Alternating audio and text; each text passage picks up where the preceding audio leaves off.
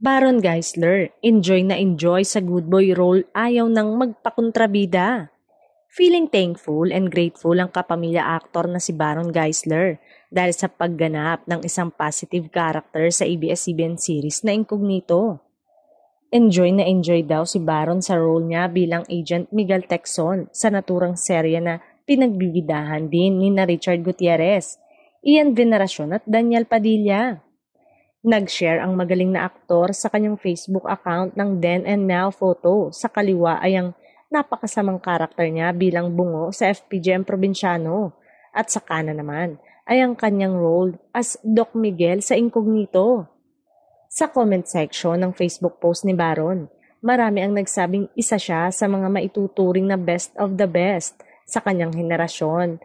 At in fairness, talagang hanggang ngayon ay active pa rin siya sa showbiz.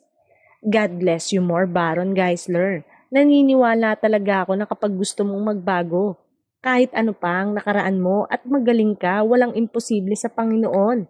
I love the way you act. Any role kaya mong gampanan, you give justice every role na napunta sa'yo. From episode 1 hanggang mag-end, wala akong pinalagpas. Ang galing nyo, lahat like super galing sa acting, action, drama, walang tapon bawat episode. Sana pakinggan ng direktor na gawa ng paraan na makabalik ka sa season 2. Walang imposible.